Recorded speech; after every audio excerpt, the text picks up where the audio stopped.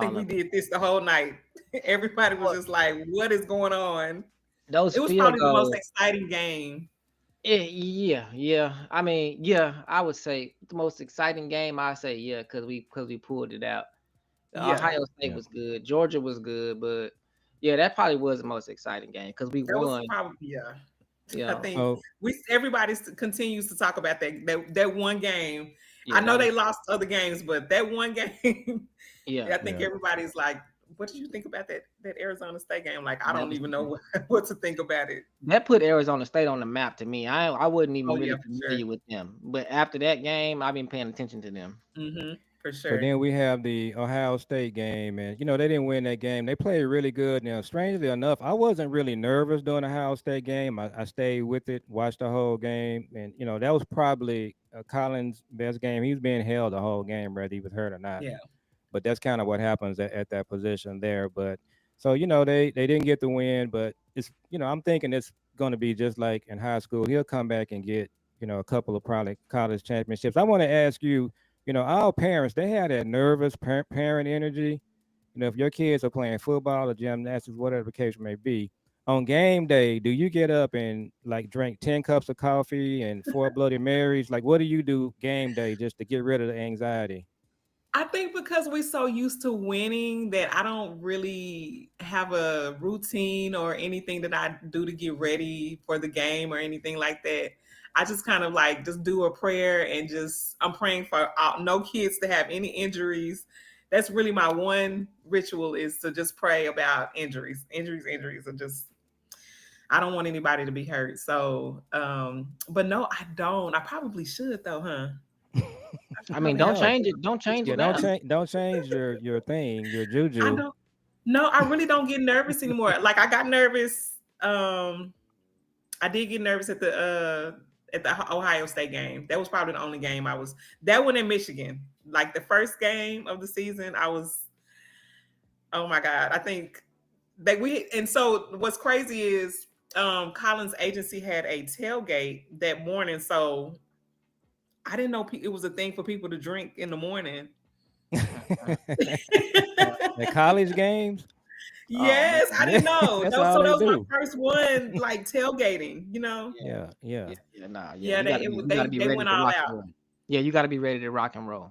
Yes, they went all out that game. So thank God that happened. I had a little cocktail, so I kind of calmed down a little bit. But that one was I was nervous in that game. But then I got excited because he got his first sack. So And this year you Uh, guys are going to Ohio State, which is I don't know why they having to play Michigan and Ohio State on the road 2 years in a row. That's weird. I don't Uh, know. yeah. I have no So clue. They just want to give it to us now that we're in the SEC, I guess. yeah, yeah. that's cool So though, because we can handle it. And so Julian and I, we're gonna come to an early game this year. I Okay. love September football. Like the weather is perfect, and so we're gonna make it to a game and just kind of take it all in.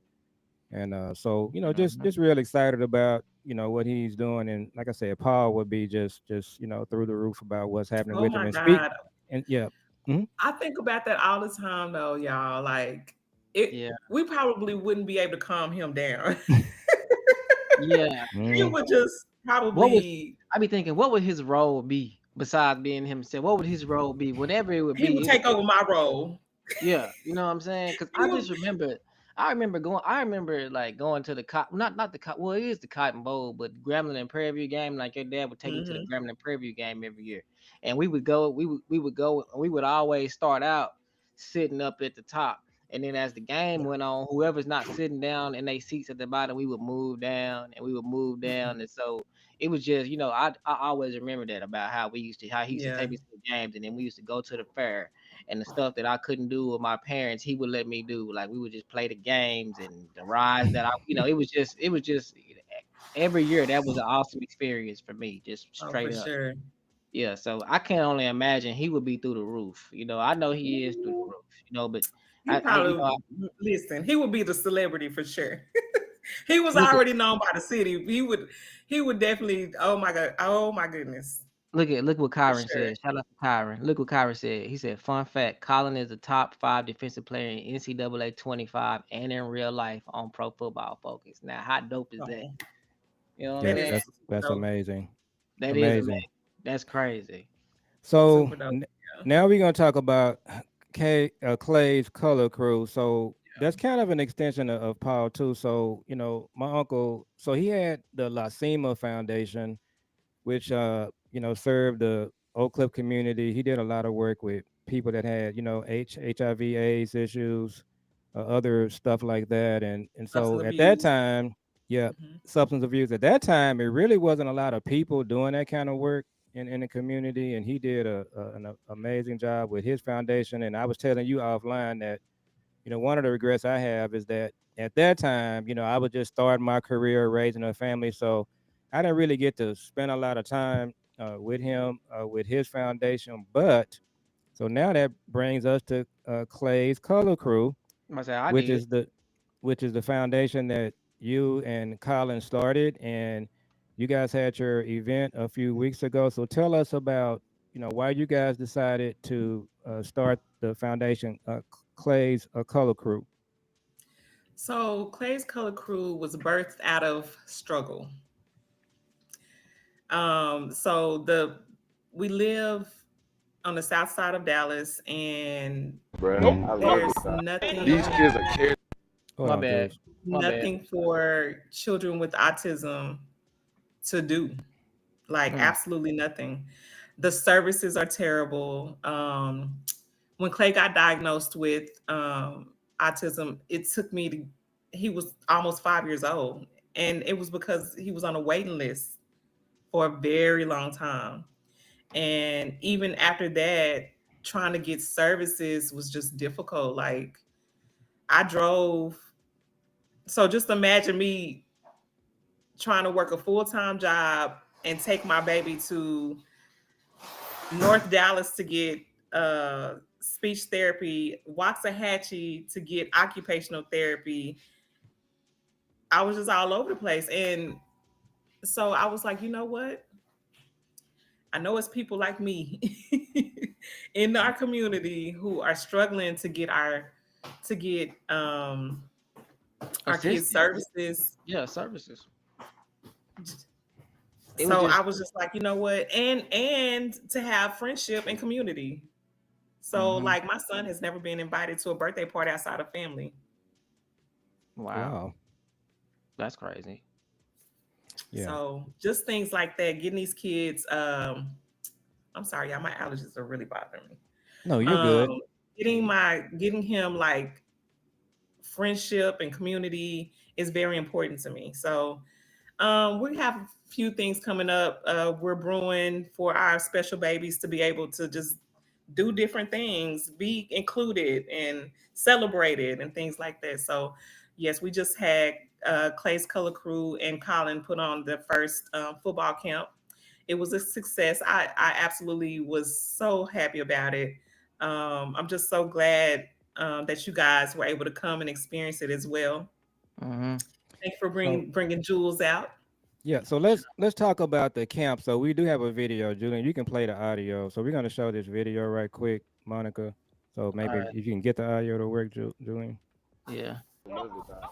You got so much like emotion, so many feelings, so many just everything. They just know how to express themselves in many different ways, and I just love that.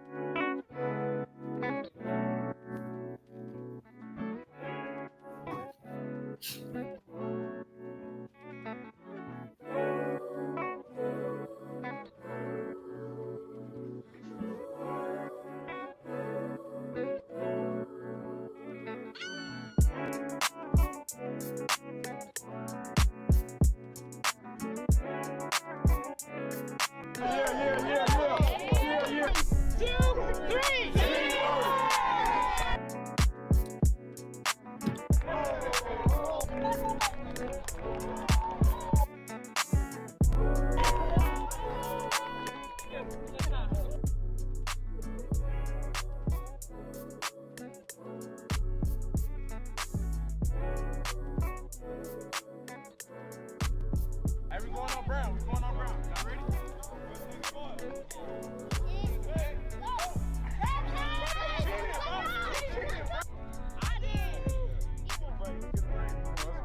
Yeah.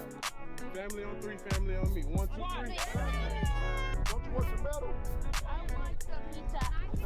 What about the medal, man? These kids are characters, and I love Yeah, it, that bro. was So I awesome. love it, there bro. was. So I got that video actually off your mom's Facebook page. So shout out to my aunt Ramona Thomas Clarkson, your mom. And so we was talking about my Uncle Paul earlier, and so I was telling you, and I told you some stories about him that I don't even think you knew. So growing up in his family, he was kind of that kid that he was having issues, and just the family support and all of that was really big for him. He just kind of came out of his shell, and man, just an amazing person. The back part of his life. And so one thing I thought that was really special about what you and Collin did with the foundation is it's not a lot of kids that are getting the attention they need in this area, especially in our community. And so, just seeing the camp, the way Collin came in, and one thing I noticed, Collin is a Capricorn like me. Capricorns are very observant. So I was just observing, and the kids when they first got there, they really kind of probably had anxiety. They were not really opening up. They were kind of, they just really had to kind of get into the flow of things. But after Collin came in and Michael came in, we'll talk about Michael later. But the kids when they left, they were not the same kids when they got there, Nope. and including my grandson Jules, son Jules. So, and for him, he has the same issue. He has the social thing. He doesn't do good in social environments. He's got the speech thing and all of that. So all of these kids have something different. And then one of my fraternity brothers was there too with his son. So man, it was just a great event. So just talk about again, what you guys are bringing to the community with this need, and just kind of how you see things going from here. So, what Colin's vision is for the foundation is to actually have somewhere for the kids to eventually go and be able to do whatever, thrive like a gym. Hmm. But until we can get to that point, um, like the whole plan was for us to get together at least twice a month, maybe once a month starting off, and do different activities. Um, Maybe it's going to the movies, maybe it's going skating or bowling or even like a park run or something like that. But I do want to get our babies on this side of town. I keep emphasizing that because there are resources and things Hmm. for our autism babies to do in the north on the north side. But over Yeah. here, there's not very much for them to do.